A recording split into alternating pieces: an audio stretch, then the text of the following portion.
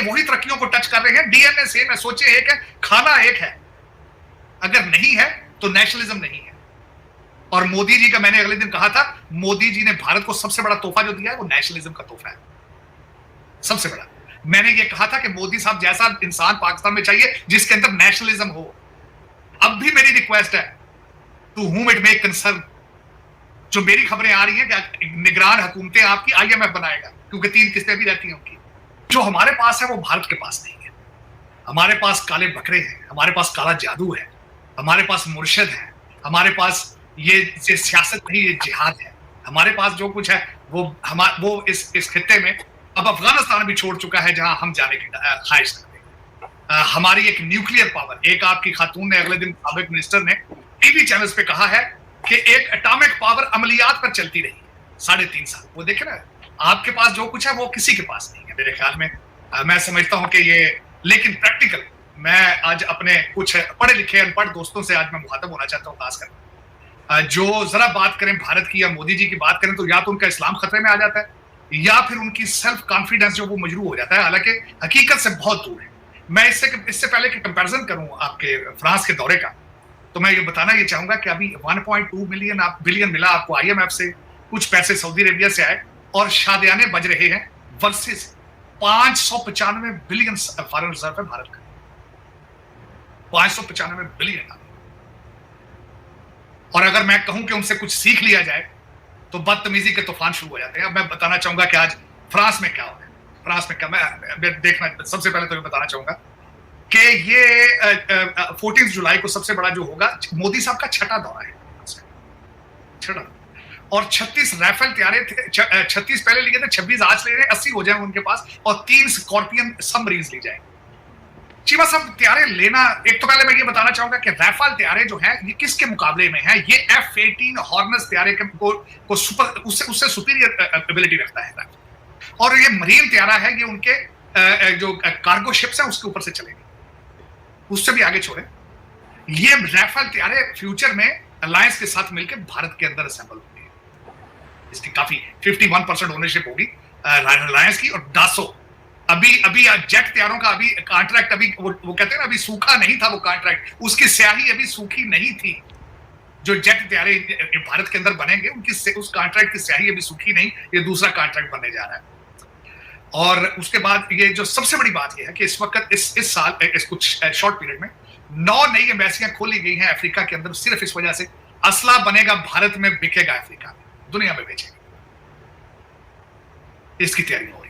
और वर्सेस अगर हमारे जैसा बंदा करे कि अपने पड़ोसियों से कुछ सीख लें तो बदतमीजी के तूफान शुरू हो जाते हैं। अगर कहा जाए कि भारत बुलंदियों को टच कर रहा है तो भी देखो, मैं एक वाहिद पाकिस्तानी हूं जो चीखता रहा हूं, अपने बच्चों को कहता रहा हूं कि भारतीय अखबारें पढ़ा कर। पढ़े किस तरह? इंग्लिश तो आती नहीं, ट्वीट करते हैं उर्दू में करते हैं, एक दूसरे को सारा दिन ट्रोलिंग करते हैं उर्दू में करते हैं। अंग्रेजी एक चैनल नहीं है, अंग्रेजी एक अखबार नहीं है। फिर काले बकरे के रेवोल्यूशन आएगा, काले बकरे। और उस पर मुझे शर्मिंदगी होती है कि मैंने आपको शायद बताया था कि वॉशिंगटन डीसी में एक डिप्लोमेट ने एक दिन मुझे पूछा था कि इज इट ट्रू कि बनीगाला के अंदर मुर्गियां जलाई जाती हैं? तो आपके पास भी बहुत कुछ है, सोचने की बात। लोग ये वही तरक्कियों को टच कर रहे हैं, डीएनए सेम है, सोचे एक है, खाना एक है। अगर नहीं है तो नेशनलिज्म नहीं है। और मोदी जी का मैंने अगले दिन कहा था, मोदी जी ने भारत को सबसे बड़ा तोहफा जो दिया है वो नेशनलिज्म का तोहफा है, सबसे बड़ा। मैंने ये कहा था कि मोदी साहब जैसा इंसान पाकिस्तान में चाहिए जिसके अंदर नेशनलिज्म हो। अब भी मेरी रिक्वेस्ट है to whom it may concern, जो मेरी खबरें आ रही हैं कि निगरान हुकूमतें आपकी आईएमएफ बनाएगा, क्योंकि 3 किस्तें भी रहती हैं उनकी। आपका निगरान सेटअप वॉशिंगटन डीसी में आईएमएफ डिसाइड कर रहा है कौन होगा, बाकर साहब होंगे या हफीज शेख साहब होंगे, कौन होंगे? तो मेरे ये उन 25 करोड़ लोगों के लिए मैसेज है, वो पाकिस्तानी नहीं है भाईजान, वो अमेरिकन एम्प्लॉई है, अमेरिकन इंस्टीट्यूशंस के एम्प्लॉई हैं। सिर्फ उनका इंटरेस्ट देखेंगे, आपका इंटरेस्ट नहीं देखेंगे। चले, लेकिन ये है कि हमारे जैसे लोग बोलते रहेंगे, एनर्जी वेस्ट करते रहेंगे अपनी, उसकी वजह यह है मादरे मिल्लत है। मेरे जैसा बंदा पाकिस्तान के लिए कर नहीं कुछ सकता, चीखना तो मैं समझता हूँ मेरी ड्यूटी है, क्योंकि जिसकी माल जो है 76 साल से ये खराब कर रहे हैं, उसको जलीलो ख्वार कर दिया उन्होंने।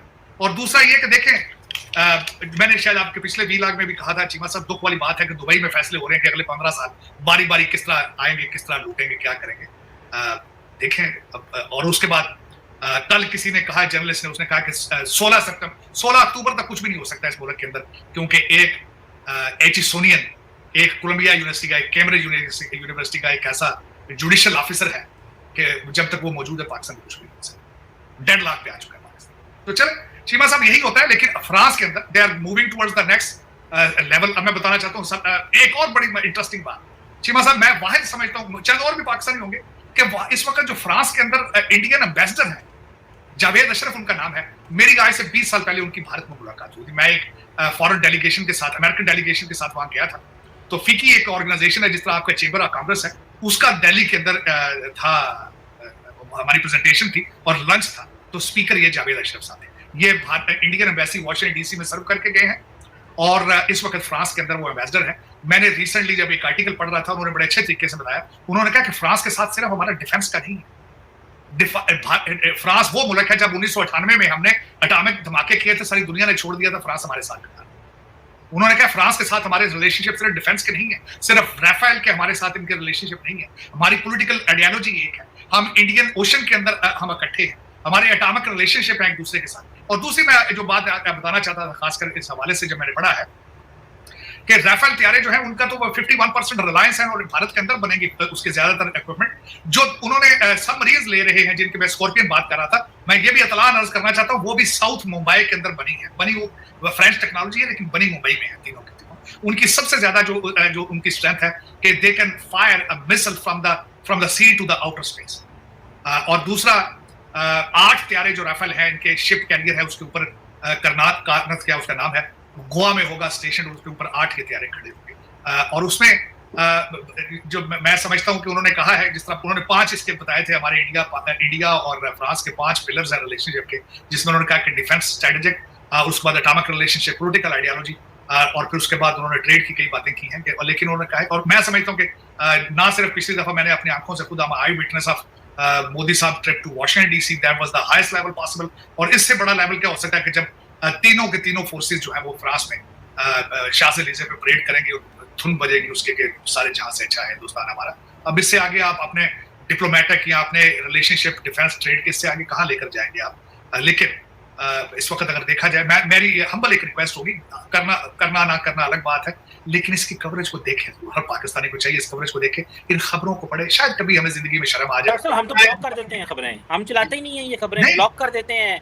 वो समझते हैं कि इससे पता नहीं क्या होगा, लेकिन ये होता है ना कि खित्ते की खबर होती है कि बांग्लादेश में ये हो रहा है, भारत में ये हो रहा है, हम तो वो खबर भी नहीं चलाते। तो ये भी मैं समझता हूँ एक बात तो कोई मुनासिब नहीं है। समझ आप, जैसे आप कह रहे हैं कि कम से कम देखिए किस डायरेक्शन में जा रहा है, तनकीद भी करें, लेकिन कुछ ऐसी चीज़ें भी सीखने की कोशिश करें जिसमें तामीरी चीज़ें भी हों। जो आखिर भारत हमारा नेबर है, हम कहीं जा सकते हैं ना, वो जो साढ़े पास से चलता है भारत में थोड़ा जा इंडियन ओशन एक छड़ना सी, लेकिन वो नहीं।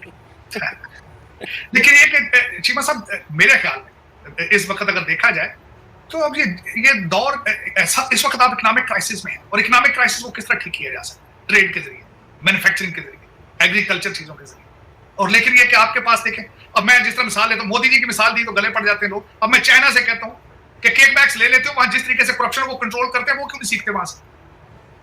वो गोली मारते हैं, और जो गोली के पैसे हैं वो भी लॉयल किन से लेते हैं? ये मैंने खुद पढ़ा चाइना के उनके रूल्स के मुताबिक। तो जो वो 10 रुपए की गोली होती है जिससे मारते हैं, वो भी उसके बिल पे जाती है। जब जेल में जाता है बंदा, उस बाहर आने का खर्चा भी खुद देता है, उसको लेबर पे लगाया जाता है, उसमें से उसका खर्चा काटा जाता है जेल। ये तरीके वहां से क्यों नहीं सीखते? केक बैग्स लेते हो, करप्शन नहीं सीखते हो, हर जगह से, टर्की से और हर चीज से सीखते हो, ये क्यों नहीं देखते हो वो तरक्की किस तरह करते हैं? मेरे समझ से ये बात, मैं जब चैलेंज करके कहता हूं कि दुनिया की 400 साल पुरानी यूनिवर्सिटियां हैं, उनकी डिग्रियां आप पर खत्म हो चुकी हैं, आपके ऊपर से गुजर जाती, आप वहां से सिर्फ मनी लॉन्ड्रिंग से, आपको इस वक्त तबाह करने वाले सारे के सारे आईवी लीग स्टूडेंट पढ़े, डिग्री याफ्ता है या ऑक्सफोर्ड और कैम्ब्रिज के पढ़े, आपकी सारी ब्यूरोक्रेसी बाहर से पढ़ के जाती है, सारी करप्शन में इन्वॉल्व, सारी। और मुझे जैसा बंदे को दुख तो होगा कि आईएमएफ डिसाइड करेगा आपका इंटर्न गवर्नमेंट, आपका वजीर आजम कौन होगा और आपका फाइनेंस मिनिस्टर कौन होगा। ये शर्मिंदगी नहीं तो और क्या है? और क्यों है? क्योंकि अगले 3 महीने में उन्होंने महीने बाद किस दे रही है आपके पास चॉइस ही कोई नहीं, आप इस तरह मजबूर हैं, आप घुटनों पे पड़े हैं। भारत को पीएम नरेंद्र मोदी मिले हैं, तब से भारत की एक अलग ही सभी देशों में साख बन चुकी है। और इस समय अगर देखा जाए तो पीएम नरेंद्र मोदी पूरे भारतवर्ष के हर एक इंसान के दिल में राज कर रहे हैं। और ख़ासकर हिंदुओं के अगर बात की जाए तो पाकिस्तान के नेता लोग भी अब ये कहने लगे हैं, उनके मंत्री तक के आपने अगर स्टेटमेंट सुने हो तो उन्होंने खुद आकर कहा है कि काश एक लीडर नरेंद्र मोदी जैसा पाकिस्तान में होता तो शायद पाकिस्तान का यहाँ पर कुछ फ्यूचर और अच्छा हो सकता था, लेकिन ऐसा नहीं है। अगर बात की जाए मोदी की, तो मोदी जब से आए हैं सत्ता में तब से भारत के हर एक वर्ग को यहाँ पर काफ़ी संतुष्टि मिली है। और ख़ासकर भारत में जो अगर बात की जाए पहले दिन दहाड़े लूटपाट चोरी चकारी और वहाँ पर यूपी के जो हालात थे वो आप सभी ने देखे होंगे, लेकिन बीजेपी पार्टी जब से मोदी के हाथों में आई है और भारतीय जनता पार्टी में मोदी ने जब से कदम रखा है तब से लेकर अब तक मोदी ही मोदी चारों तरफ छा रहा है। और हाल ही में जो इलेक्शन हुए हैं वेस्ट बंगाल में जो इलेक्शन हुए हैं उनमें बीजेपी की एक तरफा जीत ये बताती है कि इस समय नरेंद्र मोदी का क्या महत्व है। और नरेंद्र मोदी वेस्ट बंगाल में बीजेपी की सरकार बनी है तो आपने देखा होगा जो बांग्लादेश से घुसपैठिए थे अब वो वहाँ से निकलने शुरू हो चुके हैं। और इस वीडियो में साजिद तरार ने मोदी की यहाँ पर काफ़ी तारीफ़ें की है और मोदी की जो लीडरशिप है उसके बारे में बातें की है जो आपने सुनी भी होगी। वाकई में नरेंद्र मोदी इस समय भारत को एक ऐसा अटूट हीरा मिल चुका है जिसको शायद भारत नहीं खोना चाहेगा। और नरेंद्र मोदी की जो लीडरशिप है वो कमाल की है। वेस्ट बंगाल में अब देखिए ममता बनर्जी किस तरीके से, क्योंकि उन्होंने जो गुंडे पाल रखे थे अब उनको सत्ता से जब हाथ धोना पड़ा है तो वो ये मानने को तैयार ही नहीं है, क्योंकि उन्होंने जिस तरीके से बांग्लादेशियों को यहाँ पर वेस्ट बंगाल में घुसा रखा था। और अब जैसे ही मोदी राज वहाँ पर आया है, यानी कि अभी तो शपथ भी नहीं ली गई है, 9 तारीख को शपथ ग्रहण होगा, उससे पहले ही ममता की नींदें खराब हो चुकी है, नींदें हराम हो चुकी है। और वहीं जो कट्टरपंथी इन्होंने पाल रखे थे उन्होंने यहाँ पर आपने देखा हिंसा करने की भी कोशिश की है, जिसमें एक मर्डर उन्होंने अभी किया है। लेकिन ये सब आप देख लेना जैसे ही बीजेपी सरकार वहाँ पर अपनी शपथ ग्रहण संपन्न करती है उसके बाद जो यूपी में योगी जी का बुलडोजर चला था वो भी आपको वहाँ पर देखने को मिलने वाला है। वाकई में नरेंद्र मोदी इस समय पूरे भारत में वो काम कर रहे हैं जिसे देखकर देश दुनिया इस समय सोच रही है कि काश एक लीडर नरेंद्र मोदी जैसा हमारे पास होता। और पाकिस्तानी पड़ोसी तो इस समय जलकर राख हो चुका है।